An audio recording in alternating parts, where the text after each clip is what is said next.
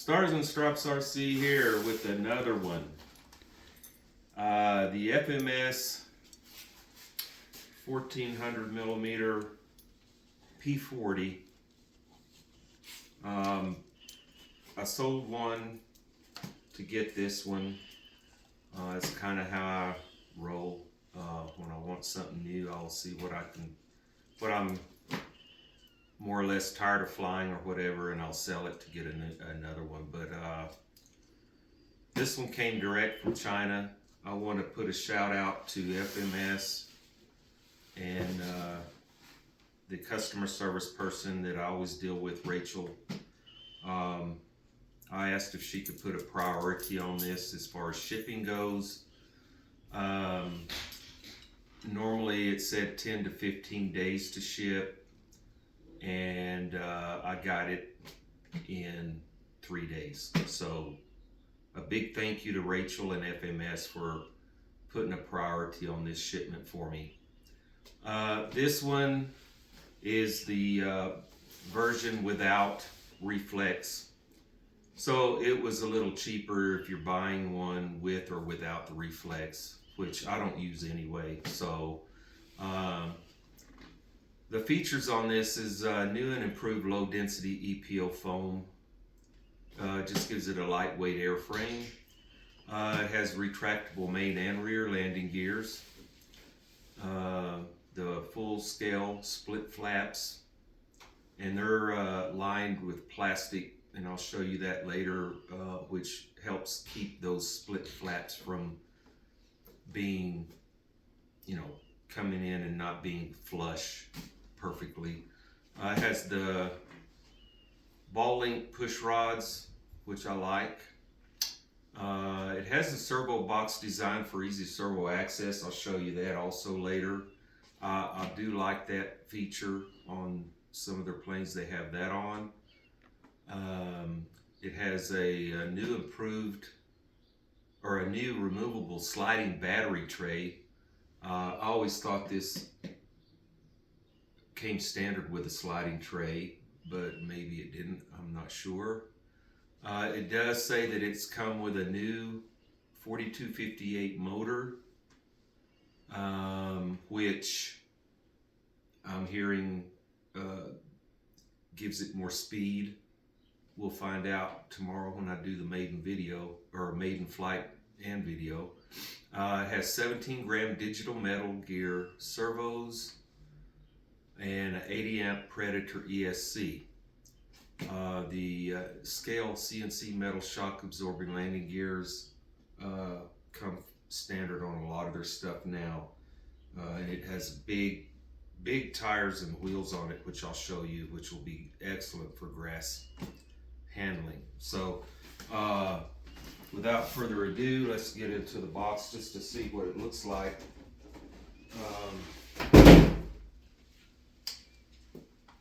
I've done some research on this, and it's a really nice looking plane in my opinion. Got one of the wing halves here, and like I said, you can see the size of the wheels on this thing. It should be really great on grass takeoff and landings. Here are your servo box setups. So they're flush mounted in, so you just pop these two tabs, remove that, and you can have access to your servos. Gives it a cleaner look. Your split flaps, again,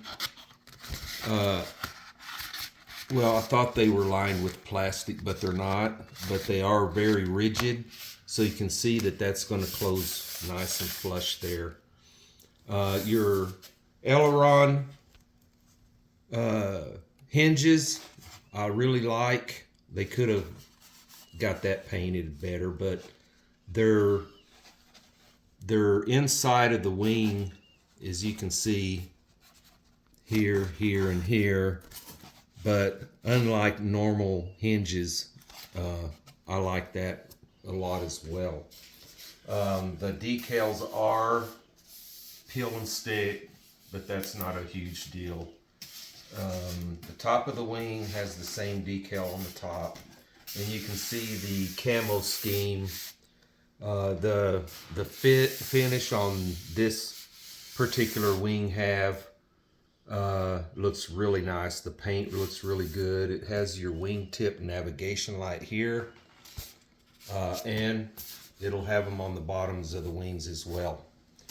The guns are already pre-installed, no gluing those in. The control horns do have the backing and the screws going through instead of just gluing these in, which is a big must on a lot of planes. On my ME-262, they just glued the control horn in on the elevator, which is not a good idea. But at any rate, they do have the backing plates with screws holding those in. That's really awesome.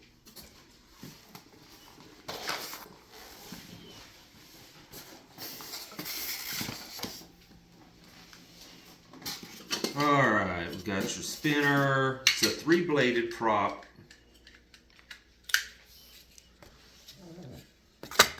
Which is normal for the P-40.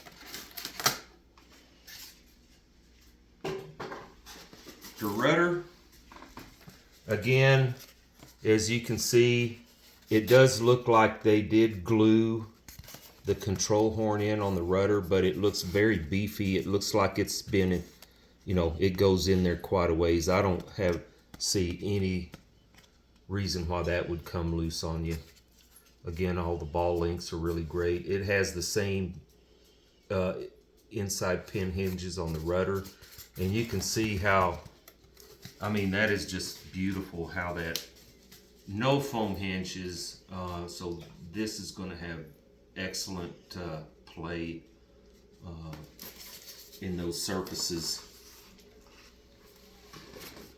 Got your drop tank, really cool. They did a lot of detail actually on this one.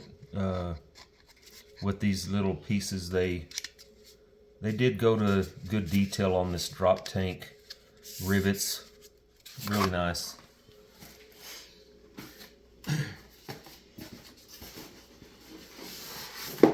The elevator. Again, there's no back plate on the elevator push rod, but as you can see, this is all one plastic piece, so that's not coming off. And again, same hinges on the elevator. Really cool. The paint on this is really nice. Good paint job on it. I'm liking this camo. Okay, got the manual.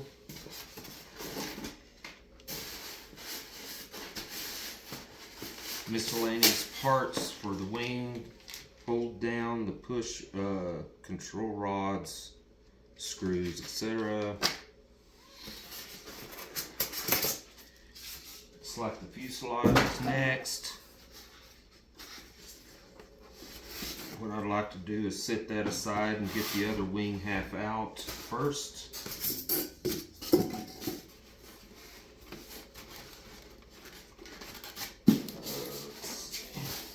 I need to take this back piece off because the pitot tube is already attached to that wing and it's in a little groove, and I don't want to break that off, so bear with me 1 second here.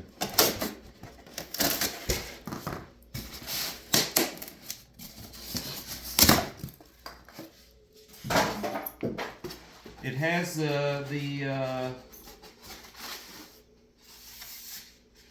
quick connects on the wings, not in the wings, but these here. So these will go inside the fuselage and plug in. The wingspan is not such that I'll have an issue transporting it with the wings on.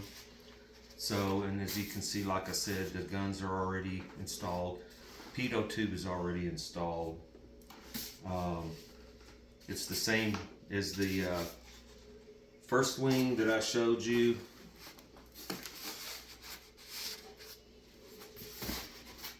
Got your prop blades with the prop blade stickers.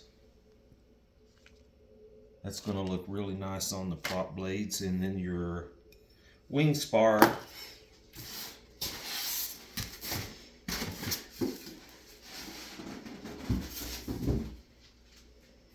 Now on to the fuselage.